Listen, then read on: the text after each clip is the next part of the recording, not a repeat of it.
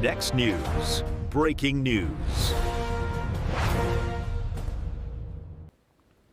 A massive crackdown on government waste is exploding across Washington with numbers that will shock every taxpayer watching. Under President Trump's leadership, officials just revealed that $135 billion in unemployment benefits vanished through COVID-era fraud. That's your money stolen by rings, overseas scammers, and identity thieves. The White House Fraud Task Force, led by Vice President J.D. Vance, has already frozen $520 million and is chasing another $912 million on prepaid cards. This is not small change. This is one of the largest thefts in modern history finally being hunted down. But the question is, how deep does this rot really go? You see, every working American paid taxes expecting those dollars to reach families who needed help during tough times, not line the pockets of criminals. When fraud drains billions from unemployment programs, real workers lose out on support that should have been there. The same pattern hit student loans, where bots, ghost applicants, and even dead people collected federal money meant for actual students trying to build better lives. Communities suffer when resources meant for the vulnerable disappear into shell accounts and fake claims. And politically, this exposes years of failed oversight that left systems wide open while honest citizens footed the bill.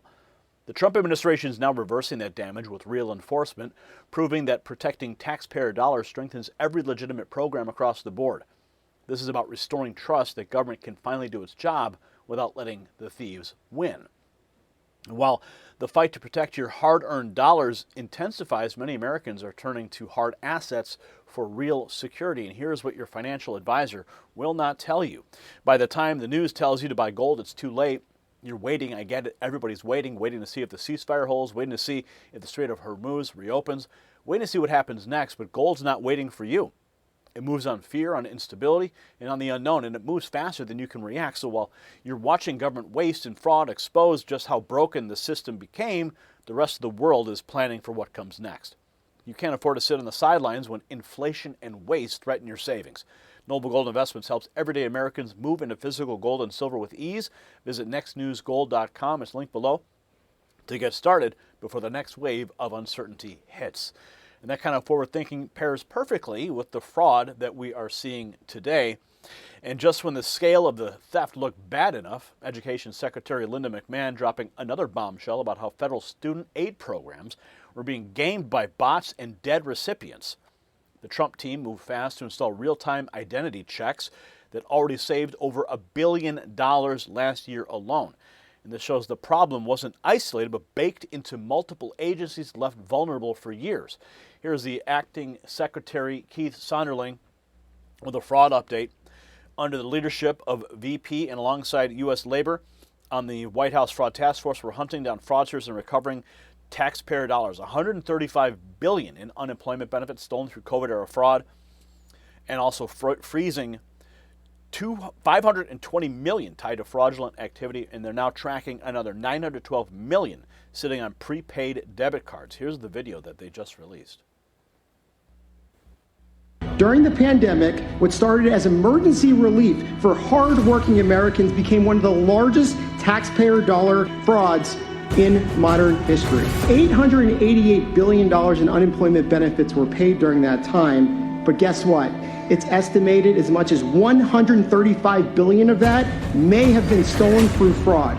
Think about that. $135 billion of your money gone. That was meant for you. That was meant for your families. It was meant for hardworking Americans. But instead, criminals, fraud rings, and overseas scammers took this money. But now, due to Vice President's leadership and his task force, we are working every day to make sure that never happens, to get that money back and hold those accountable with law enforcement. I'm working very closely with our Inspector General, Anthony D'Esposito, who is fighting every single day to recover stolen tax dollars before they disappear forever. Currently, the Department of Labor is working on recovering $520 million that we had banks freeze. We're also tracking down $912 million sitting on prepaid debit cards in dormant accounts. Because every dollar we recover is a dollar that belongs to you, the American people. Department of Labor releasing that. So the acting secretary detailing the $135 billion unemployment theft and the millions now frozen. Vice President Vance says the fix is simple: send the fraudsters to prison, and he's already prosecuted one stealing checks and identities. Fighting fraud in Washington, D.C., it's a little bit like fishing in a barrel with a nuclear weapon. It is the easiest thing to find. Every single day, my staff will bring me new reports of the ways that you're being defrauded. And there are all these look, there's a simple principle that I have, which is if you are committing fraud against the American people, you ought to go to prison.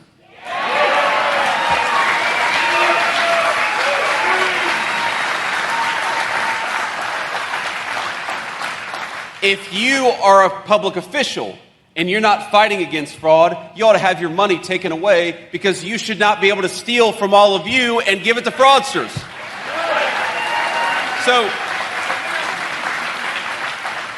And the thing I've learned about fighting fraud is that it is the ultimate non-victimless crime. There are at least two victims every time a fraudster takes advantage of our public programs. Number one, you are the victims. When you pay your taxes, you ought to expect that it's going to go to the people that the law says it's going to go to. That's number one. But number two, when you pay into a program, let's say you pay your taxes and you know it's going to go to the food stamp program to ensure that low-income children actually have the ability to eat. You expect that money to go to a child to keep that child from being hungry. You do not expect it to go to a Somali fraudster because Governor Tim Walz in Minnesota is not doing his job. But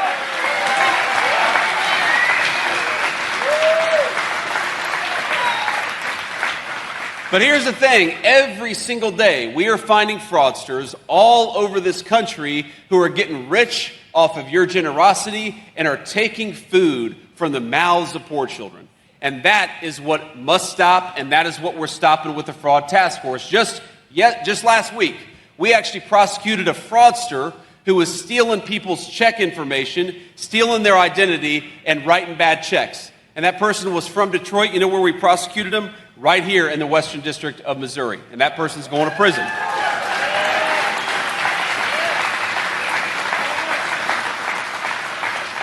Let me tell you a story about a teacher who went to an assisted living facility, a person who served children her entire life.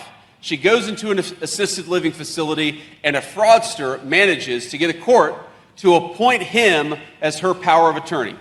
So this woman, over a lifetime of hard work and dedication, she saves $750,000. That's meant to go to her medical bills. That's meant to go to pay her assisted living bills. And this guy slowly, over time, steals from her, lives large off of her generosity, and she doesn't even realize it until one day she gets kicked out of her assisted living facility because a fraudster was paying himself instead of paying her bills. Ladies and gentlemen, this has happened thousands and thousands of times all over the United States of America. And for 4 years, you had a president and an administration who encouraged the fraudsters to take advantage of you. Well, now you've got a president and an administration who encourages those fraudsters to go to prison, which is exactly where they belong. Going to prison where they belong, the vice president. Not holding back, making it clear that fraud against taxpayers ends with prison time, using a Detroit case and a teacher robbed of her life savings as proof. Now Education Secretary Linda McMahon shows the same scam reached student loans where dead people and ghost students collected billions. I'm really proud of one of the things that we've done, and that is we've just really totally revamped the FAFSA program, which is the applications that students fill out, for student aid as they're going to college. But as like many things in the government, we found that there was a lot of fraud going on, that there were bots that were applying for these loans, there were ghost students, there were dead people who were getting these loans, et cetera. And so we really did enforce and tweak this entire system so that we have this real-time fraud identity now. And it's as simple as showing an ID, online to show who you are when you're applying for these loans. And last year we kept $1 billion of fraud money from going out. And just in the first 2 weeks of revamping this program this year, we've saved about $60 million. So it's very effective. And I'm very pleased that we are going to be able to save taxpayers billions of dollars with this identity program. So McMahon exposing how bots, ghosts, and dead recipients drain federal student aid until real-time ID checks stop. Vice President Vance closes the point by explaining that protecting American generosity requires locking the fraudsters behind bars where they belong. One of the things I love about our country is that we're a generous people. We look after one another. If we see a kid who's starving, we don't say, you're on your own. We say, we're going to help you out. But that American generosity of spirit depends on having leaders who take care of those kids and who protect your money. And what we had for 4 years was leaders who promoted the fraud. Ladies and gentlemen, now we have leaders who promote you, who fight for your tax dollars, and fight for the kids who need those programs. And ladies and gentlemen, the only way to do that is to send the fraudsters to prison, and that's where they belong.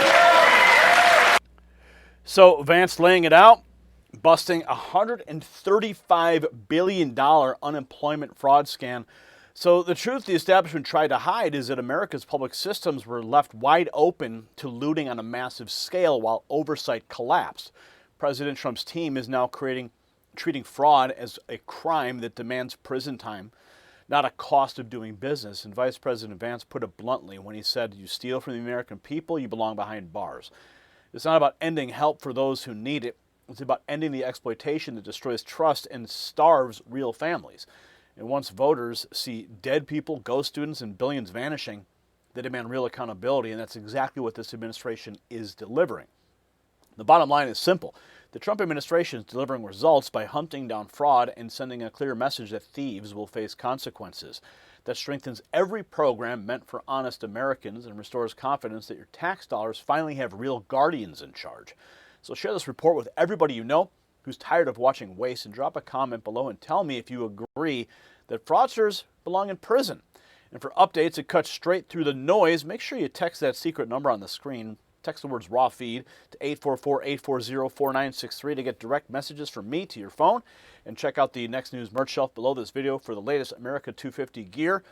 This is the kind of leadership that puts America first, and we're just getting started. Stay with us. The system controls information. Information control is power. They don't want you to see this. The truth only survives together. They don't want this shared.